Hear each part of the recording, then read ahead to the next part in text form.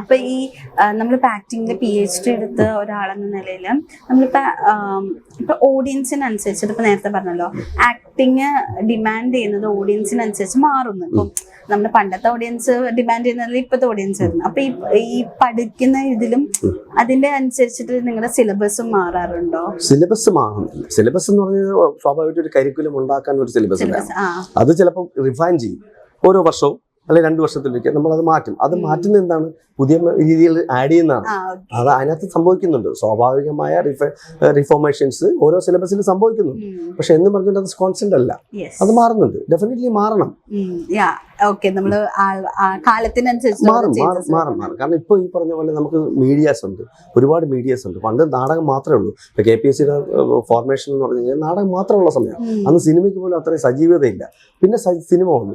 അപ്പൊ സ്വാഭാവികമായിട്ടും theatre acting എന്നുള്ള നാടക അഭിനയം എന്നുള്ളത് സിനിമയിലേക്ക് മാറി. പിന്നെ ഇപ്പോഴത്തെ സോഷ്യൽ മീഡിയ, ഇപ്പൊ എല്ലാവരും ആക്ടേഴ്സ് അല്ലേ. വീടുകളിൽ റീൽസ് ചെയ്യുന്നതാണ് പുതിയ ട്രെൻഡ്. അപ്പൊ എല്ലാവരും ആക്ടേഴ്സ് ആണ്. അപ്പൊ അവർ ചെയ്യുന്നത് ശരിയാണോ തെറ്റാണോ എന്നുള്ളത് അവർ ജഡ്ജ് ചെയ്യുന്നില്ല, അവർ കൊടുക്കുകയാണ്. ജനം തീരുമാനിക്കട്ടെ നിങ്ങൾ ഞാൻ ചെയ്യുന്നത് ശരിയാണോ ഇല്ല എന്നുള്ള കാര്യം. അപ്പൊ അവരെന്താ ചിന്തിക്കുന്നത്? ഈ പെർഫോമൻസ് ചിന്തിക്കുന്നത് എന്താ? I am right. അപ്പൊ സ്വാഭാവികമായിട്ടും ആ ട്രെൻഡിലേക്ക് ആക്ടിങ്ങിന്റെ പാറ്റേൺ മാറും. ഈ തിയേറ്ററിലായിട്ടും നിങ്ങൾ ചെയ്യാറുണ്ടായിരുന്നല്ലോ. അപ്പൊ തിയേറ്റർ എന്ന് പറയുമ്പോൾ നമുക്ക് ഡ്രാമാസ് എന്ന് പറയുന്നത് ഒരു കാലത്ത് പല റെവല്യൂഷൻസ് ഉണ്ടാക്കിയ സംഭവമാണ്. പക്ഷെ അതിന്റെ ഇപ്പോ ഉണ്ടെങ്കിലും ആ പണ്ടത്തെ ഒരു ഇമ്പാക്ട് കുറഞ്ഞു എന്ന് തോന്നുന്നുണ്ടോ? സ്വാഭാവികമായിട്ടും ഈ പറഞ്ഞ പോലെ നമ്മള് STD ബൂത്ത് എന്ന് പറഞ്ഞ സാധനം ഇപ്പോൾ ഉണ്ടോ? കാരണം എല്ലാവരുടെ പേഴ്സണൽ ഫോൺസ് ഉണ്ട്. അപ്പൊ STD ബൂത്തിന്റെ റെലവൻസ് കുറഞ്ഞു. അതെന്നും പറഞ്ഞുകൊണ്ട് STD ബൂത്ത് മോശമാണെന്നോ അല്ലെങ്കിൽ STD ബൂത്ത് ഉണ്ട് ആ കാലഘട്ടത്തിന് പറഞ്ഞില്ലേ, ആ കാലഘട്ടത്തിൽ തിയേറ്റർ ആവശ്യമുണ്ടായിരുന്നു. ആ ഒരു റിഫോർമേഷൻ തിയേറ്ററിലൂടെ നടന്നു. ആ തിയേറ്ററിന്റെ കാലം കുറച്ച് ചിലപ്പോൾ ഡിമിനിഷ് ചെയ്ത് കുറേശ്ശെ കുറഞ്ഞ് വരുന്നുണ്ടാവാം. സ്വാഭാവികമായിട്ടും പുതിയത് അതിന് സ്റ്റൈൽ ഓഫ് പ്രൊഡക്ഷൻസിന്റെ സ്റ്റൈല് മാറും. അപ്പൊ സ്റ്റൈലുകൾ മാറുമ്പോഴേക്കും വീണ്ടും ഓഡിയൻസ് വന്നു തുടങ്ങും. അപ്പം പഴയ സ്റ്റൈലിലുള്ള പെർഫോമൻസ് നിന്ന് പുതിയ സ്റ്റൈൽ സാങ്കേതികത ബ്ലെൻഡ് ചെയ്തിട്ടുള്ള പുതിയ പ്രൊഡക്ഷൻസ് വരും. അപ്പൊ സ്വാഭാവികമായിട്ട് ആൾക്കാർ അതിനനുസരിച്ചിട്ട് വരും. പക്ഷെ ഡ്രാമ എന്ന് പറയുന്നത് എന്നും നമുക്കൊരു പ്യുവർ ആയിട്ടുള്ള ഒരു ആർട്ട് ഫോം ആണല്ലോ. അപ്പൊ ആ ആർട്ട് ഫോം ഒരിക്കലും ഇല്ലാണ്ട് അങ്ങനെ മരിക്കില്ല. എപ്പോഴും നമ്മൾ നേരത്തെ പറഞ്ഞു റിഫോർമേഷൻ സംഭവിക്കും. അത് കാലഘട്ടത്തിന്റെ ആവശ്യമാണ്, ഡെഫിനറ്റ്ലി ആവശ്യമാണ്. അത് നമ്മൾ പറഞ്ഞില്ലേ STD ബൂത്ത് പോലെ റിഫോർമേഷൻ സംഭവിക്കുക എന്ന് പറഞ്ഞൊരു കമ്മ്യൂണിക്കേഷൻ നടക്കാതിരിക്കുന്നില്ല. ആ ബേസിക് കോർ അവിടെ കിടക്കുന്നുണ്ട്. അതിന്റെ ഈസിയസ്റ്റ് വേയിലേക്ക് പോകും.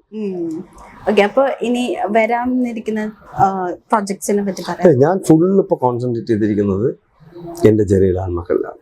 കാരണം ഞാൻ പറഞ്ഞാൽ ഒരുപക്ഷെ എൻ്റെ പ്രോജക്റ്റിനോടുള്ള ഓവറായിട്ടുള്ള സെന്റിമെന്റ്സ് ആണെന്ന് വേണമെങ്കിൽ നിങ്ങൾക്ക് തോന്നാം. പക്ഷെ ഞാൻ പറയുകയാണ്, ഏതൊരു നടനും മോഹിക്കുന്ന ഒരു കഥാപാത്രമാണ്. ഞാനിത് ഡെഫിനറ്റ് ആയിട്ട് പറയുന്നുണ്ട്. ഈ സിനിമ ഒരു നടനാണ് കാണുന്നതെങ്കിൽ, റെപ്യൂട്ടഡ് ആയിട്ടുള്ള പോപ്പുലർ ആയിട്ടുള്ള ഹൈലി പ്രൊഫൈലുള്ള ഒരു ആക്ടറാണ് കാണുന്നതെങ്കിൽ, അയാൾ പറയും ഇതുപോലത്തെ ഒരു ക്യാരക്ടറിനെ തേടി എൻ്റെ അടുത്ത് വന്നിരുന്നെങ്കിൽ എന്നാലോചിച്ച് പോകുന്ന രീതിയിലുള്ള ഒരു ക്യാരക്ടറാണ്. അപ്പൊ സ്വാഭാവികമായിട്ട് ഈ ക്യാരക്ടറിന്റെ ഗ്രോത്ത് എന്താണെന്നും അത് ജനങ്ങൾ എത്രത്തോളം സ്വീകരിക്കുന്നുള്ളത് അറിയാനുള്ള ആകാംക്ഷ കാരണം ഞാനിപ്പോ ഇതിനോടൊപ്പം ട്രാവൽ ചെയ്യും. അപ്പൊ നമ്മുടെ സിനിമയാണെങ്കിലും September 19th റിലീസിന് റെഡി ആയിട്ടിരിക്കും. എന്താ നമ്മുടെ പ്രേക്ഷകരോട് പറയാനുള്ളത്? പ്രേക്ഷകരോട് പറയാനുള്ളത് ഞാൻ പറഞ്ഞില്ലേ, ഇതിന്റെ ഒരു ഇമോഷണൽ ട്രാവലിംഗ് എന്ന് പറഞ്ഞ സാധനമാണ്. ഈ സിനിമ ഒരിക്കലും ഒരു ടാഗ് ലൈനിൽ നിർത്താൻ പറ്റുന്ന ഒരു സീരിയസ് മൂവിയെന്നോ അല്ലെങ്കിൽ ഒരു കോമഡി മൂവിയെന്നോ അങ്ങനെ പറയാൻ പറ്റില്ല. ഇതെല്ലാം ഉണ്ട്.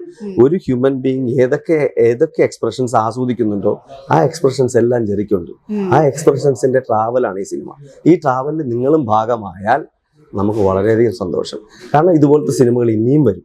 വേറെ ഒരുപാട് ഫിലിം മേക്കേഴ്സിന് ഇങ്ങനെയുള്ള ജോണറിലുള്ള സിനിമകൾ എടുക്കാനുള്ള താല്പര്യം വരും. അപ്പോൾ സ്വാഭാവികമായിട്ടും നിങ്ങൾ കണ്ടിട്ട് അഭിപ്രായങ്ങൾ പറയൂ. നിങ്ങൾക്ക് ഇഷ്ടപ്പെട്ടാണെങ്കിൽ 10 പേരെടുത്ത് പറയൂ, കണ്ടിട്ട് കാണാൻ പറയും. കാരണം നമുക്കിതിൽ സെല്ലിംഗ് മെറ്റീരിയൽ ആയിട്ട് ഒരു സ്റ്റാർഡം ഒന്നുമില്ല. അപ്പോൾ സ്വാഭാവികമായിട്ടും നമ്മളെ കണ്ടന്റാണ് നമ്മുടെ സെല്ലിംഗ് മെറ്റീരിയൽ. നിങ്ങൾ ആദ്യ ദിവസം കാണൂ, ഏറ്റവും ആദ്യം കാണൂ. ചിലപ്പോൾ തിയേറ്ററിൽ സസ്റ്റെയിൻ ചെയ്യണമെങ്കിൽ നിങ്ങൾ ഏറ്റവും ആദ്യം തന്നെ സിനിമകൾ കാണണം. സിനിമ കണ്ടിട്ട് നിങ്ങൾ 10 പേരെടുത്ത് പറയൂ. മോശമാണെങ്കിലും നല്ലതാണെങ്കിലും പറയൂ. നമ്മുടെ ഒരു പരീക്ഷണം നിങ്ങൾ മനസ്സിലാക്കിയിട്ട് നിങ്ങൾ അതിനുള്ള ഫീഡ്ബാക്ക് നമുക്ക് തരൂ, സപ്പോർട്ട് തരൂ.